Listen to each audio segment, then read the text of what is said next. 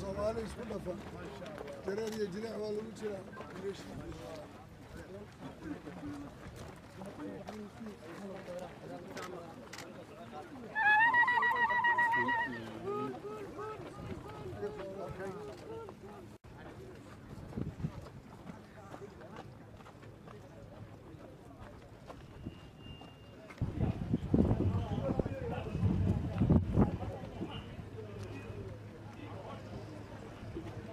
mudane madaxweyne halkan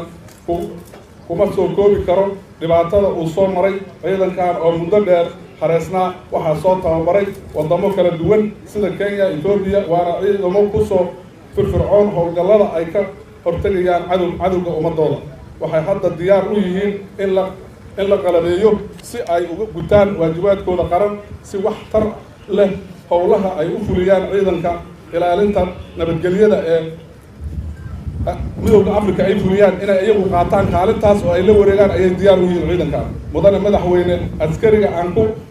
amaanayno mas'uuliyadda ilaalinta shacabka amniga iyo sharciga waa inuu xuquuqdiisa helo si aan u guul gaarno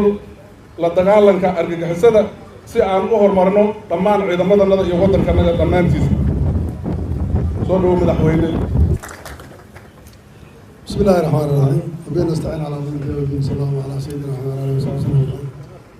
وحنا جمهورية فدرالك الصومالية هي وفتقة لا صعدة كبدي تليا حوجة وزير كلمات وجاه وزير بدل حلوانه هي سنة الرب انت دور الدولة في شو بلان سراكيش صحافة كل السلام عليكم ورحمة الله وبركاته وعفر حد وينية إن مر اللبات أنا دحوينا اللبات كسر وينية ميكروفون كان oo lagaga hadlayo halkan jaamacadda Kismaayo iyo ciidankii isku dhafka ahaa ee ugu horeeyay oo ay soo qabanqaabisay wasaaradda gaashaandhigga mudane madaxweyne sida uu taliyaha xoogga iyo taliyaha qaybta 43 sida uu ahaa heshiiskii in la qaybaha loo dhisayay ay ka hadleen ciidankan waa ciidan Soomaaliyeed oo isku dhaf ah waxaan u malaynayaa maanta diyaar garowgooda iyo ciidanimadooda hortaada indhaha indhiinay ka muuqata ciidankani cadow badan baa ku xeeran marka Jubbaland la yidhaahdo waa maanta meelaha ugu culus Soomaaliya ee madaxa maska madaxiisu uu yaallo shabaab madaxoodu deegaankan ugu badan yahay masna madaxa laga dilaa raggii ka dili lahaana waa raggan madaxweyne iyagina waxaad moodaa waralanimadu inay ku dheeraatay 2005 ilaa hadda inay sacaboolay noqdaan oo kabaha iyo direeska ku kor dhamaadaan oo ayna hawl gelin oo maalinba magac loo bixiyo lama naxa iyo idil abaydaa iyo yacni intaasoo magac ay maanta ku qaadaan oo maanta aan la odhanayn ciidankii SNA baa intay howlgal u baxeen meel tegey waa wax aada iyo aada looga xumaado malihi anigu dawladdu way kharash laadahay dawladdu waxyaalo badan bay wax ku bixisaa islaamba waxaa laga sheegay ninka bowladaala gabadheeda kama dhali waayo dawladda federaalka ah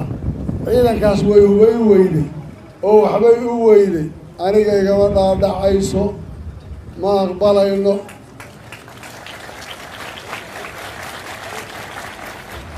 ma aha wax suurtagala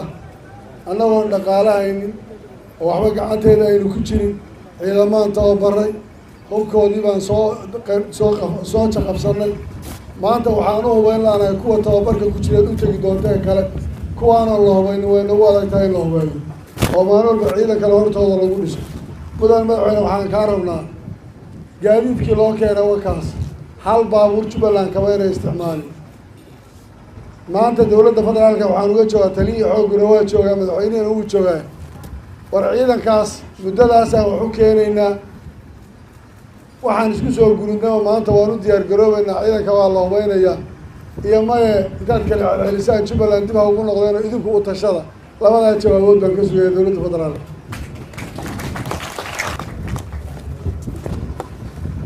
بسم الله الرحمن الرحيم مدن مدحوينه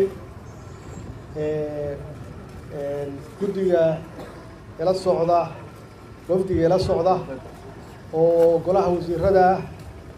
xildhibaanada labada aqal iyo xildhibaanada Jubbaland iyo wasiiradooda guud ahaan dadweynaha halkan jooga iyo ciidamada qalabka sida waxaan ku salaamay assalaamu calaykum wa rahmatullaahi wa barakaatuh madaxweyne waxaan kaaga mahadcelinayaa sida wanaagsan oo sharafta badan aad aniga iyo wafdigayga aad noo soo dhaweyseen wasiiradeeda iyo xildhibaanada sharafta leh aad noo soo dhaweyseen iyo sida wanaagsan ee reer Jubbaland oo gacmaha furan oo qalbiga furan oo waaltinimada leh aad noo soo dhaweyseen oo farxadda leh waan idinkaga mahadcelinaynaa waxaan kaloo aan kaaga mahadcelinayaa madaxweyne runtii hawsha baahsan oo wanaagsan oo aad magaaladan ka qabatay oo ugu horeyso nabadda inaad nabadaysay oo warbixinadan helayo ay tahay magaaladan in la socon karo qof walba mas'uul ah meesha roo mari karo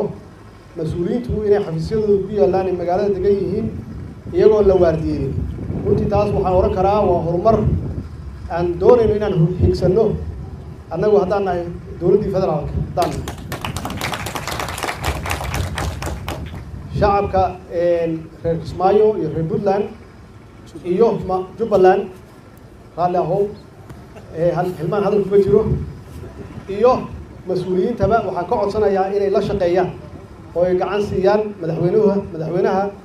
Axmed Madoobe sida wanaagsan uu hawsha hufan uu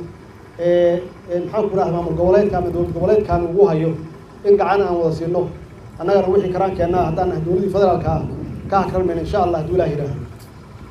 halkan maanta waxaan u imid booqasho aan iraahdo salaan iyo inaan helo warbixinta magaaladan ka jirta iyo gaar ahaan ciidamadan qalabka sida oo hadda kulli warbixintooda aan hayo oo ay tahay inay dhamaysteen tababarkoodii muddo 1 sano iyo bar ah ayna yihiin ciidamo isku dhafan oo u diyaarsan inay dalkooda difaacaan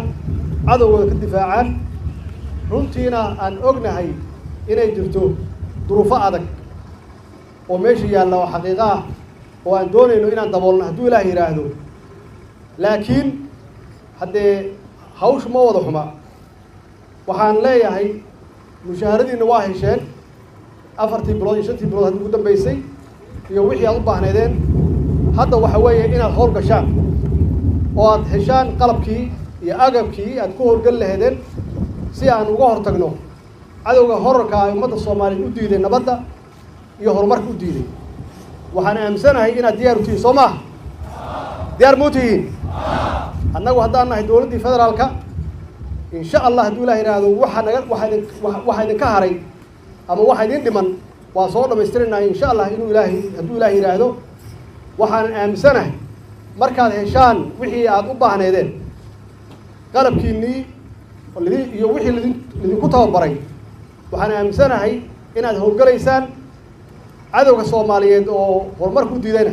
inaad ka hortagaysaan aad u diyaarsan tihiin soo ma diyaarsanidin ma u diyaarsan tihiin annaguna waxaan ugu ballanaa inaan idinkeena qalabkii iyo hubkii aad u baahneedeen insha Allah Soomaaliya ha noolaato Soomaaliya Allah ha nooleeyo khayr baa idin rajayay mac salaama